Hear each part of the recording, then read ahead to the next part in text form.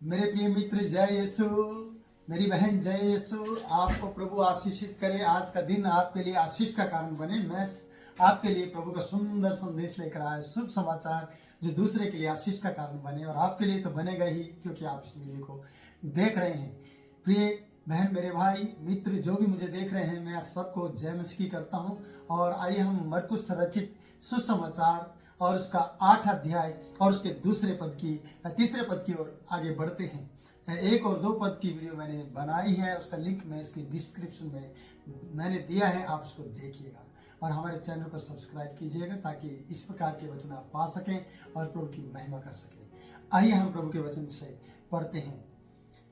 प्रभु का वचन इस प्रकार से बता रहा है, यदि मैं उन्हें भूखा घर भेज दूं तो मार्ग में थक कर रह जाएंगे, क्योंकि इनमें से कोई कोई दूर से आए हैं। प्रियो, मैंने पिछली वीडियो में बताया कि यीशु मसीह ने अपने लोगों को पास बुलाकर, जब बड़ी भीड़ इकट्ठी हुआ करती थी तब उसने अपने चेलों को पास बुलाकर कहा, मुझे इस भीड़ पर तरस आता है।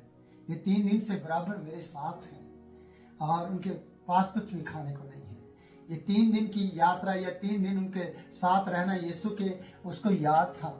मैं कई बार प्रियो इस प्रकार से कहता हूँ कि आप 3 दिन का फास्टिंग जब रखते हैं तो परमेश्वर को पता है 3 दिन तक आपके पास कोई भी समस्या रुकने वाली नहीं है।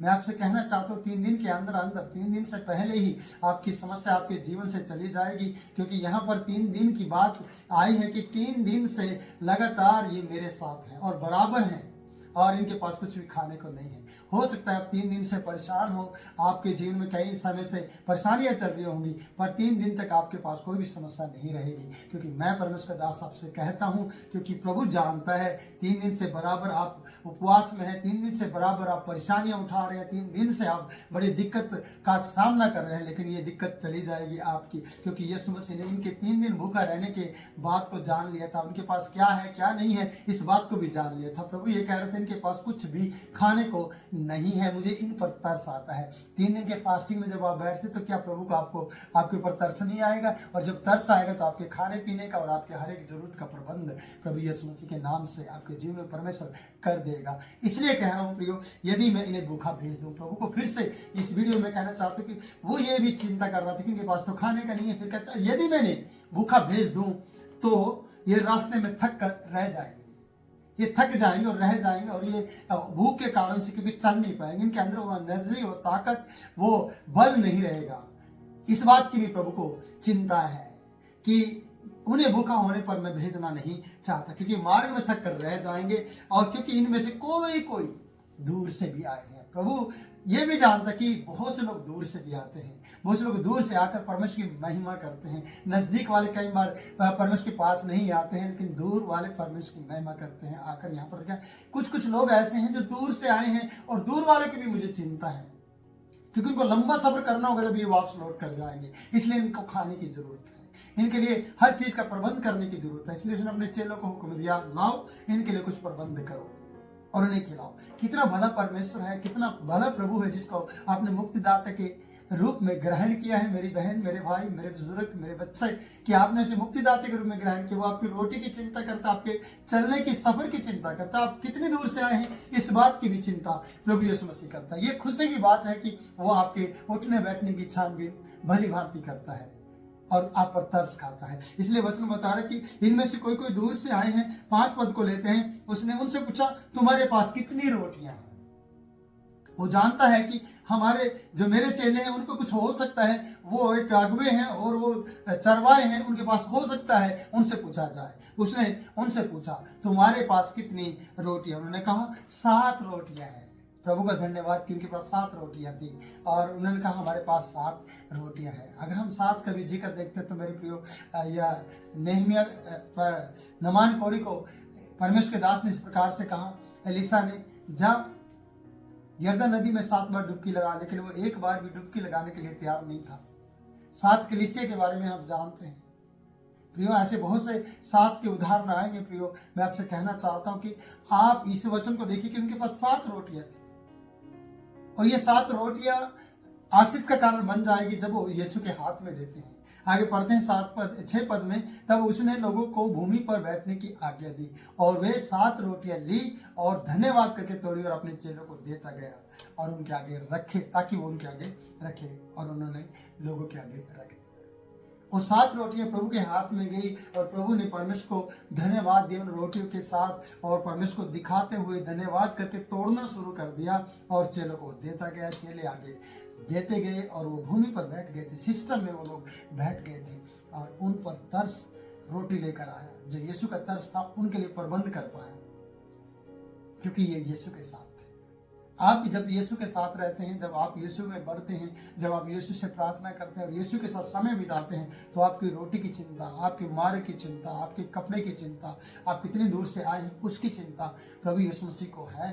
याद रखना, उसे सब कुछ याद रहता है। आप भूल जाएंगे लेकिन वो कभी भी भूलेगा नहीं। वचन बताता है दूध पिलाने वाली माता भूल सकती है, लेकिन परमेश्वर कभी भी ना भूलेगा और ना छोड़ेगा और ना त्यागेगा। सोचेगा कि आपका परमेश्वर ना भूलता है और ना त्यागता है। उसने 7 रोटियों को वितरित कर दिया और बांटना शुरू कर दिया, और वो 7 रोटियां आशीष का कारण बन गई। आगे लिखा है कि उन्होंने लोगों को परोस दिया और उनके पास थोड़ी सी मछलियां भी थी, और उसने भी धन्यवाद करके उन्हें लोगों के सामने रखने की आज्ञा दी। रोटी के साथ साथ थोड़ी सी मछलियां भी थी, उसमें जिक्र नहीं आया कि कितनी थी, पर वो मछलियां भी उनके लिए पूरी हो गई, क्योंकि यीशु के हाथ उसमें लगे थे। यीशु ने परमेश्वर को उसको दिखाया था, और जब जब जो चीजें हम परमेश्वर को अपनी दिखाते तो परमेश्वर उनको आशीषित कर देता है। अगर आपका दुख भी है तो उसको भी दूर करके आपको आशीषित कर देगा। इसलिए खाकर तृप्त हुए, 8वां पद बताता है, तृप्त हो गए और चेलों ने शेष टुकड़ों के 7 टोकरे भर कर उठाए। देखिए 7 रोटियों से 7 यहाँ पर लिखा है 4000 लोगों को खाना खिलाया गया, और 7 टोकरे रोटियों के भरे हुए उठाए गए। कितनी बड़ी बात है कि परमेश्वर का वचन हमें ये बता रहा है प्रियो कि 7 टोकरे बरकत का कारण बन गए उसके बाद भी, क्योंकि यीशु के हाथ में दिया, यीशु ने उसे बरकत करके दे दिया। इसलिए कहते हैं कि वे लोग 4000 के लगभग थे, ऐसा बताया है। 7 टोकरे भरकर उठाए गए 7 रोटियों से, और मछलियां भी होंगी। वे 4000 के लगभग थे, तब उसने उनको विदा कर दिया। देखिए प्रभु यीशु मसीह कब विदा करता है? जब आप तृप्त हो जाए। आपको तब भेजना चाहते हैं कि आप संतुष्ट हैं, आप हरे भरे हो गए हैं, आप जा सकते हैं, आप चंगे हो गए हैं, आप जाइए। जब तक आप स्वस्थ नहीं हो आप जाने की कोशिश ना करें। यीशु को कभी ना छोड़े, और जब ठीक हो जाए तो उसके बारे में बोलना कभी ना छोड़े।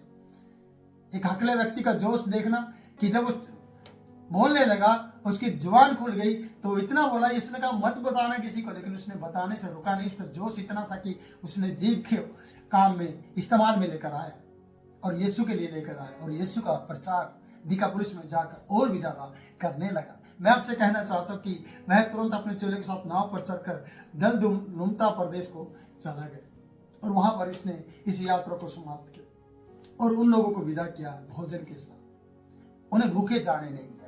आज आपके घर से बहुत से लोग भूखे चले जाते हैं। बहुत से लोगों को चाय तक नसीब नहीं होती आपके घर से। बहुत से लोग खाली हाथ आपके घर से चले जाते होंगे। क्या कभी आपने सोचा कि परमेश्वर के जन आए और परमेश्वर के लोग आए और वो भूखे गए?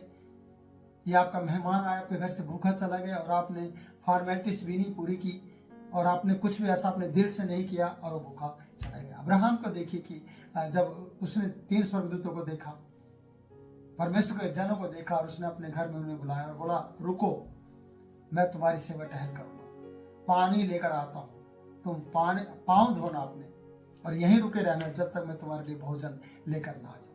एक बड़ी सेवा उसके लिए बेटे की आशीष लेकर आ गई। अब्राहम की वाइफ सारा बांझ थी, उसका बांझपन चला गया जब उसकी ने सेवा की।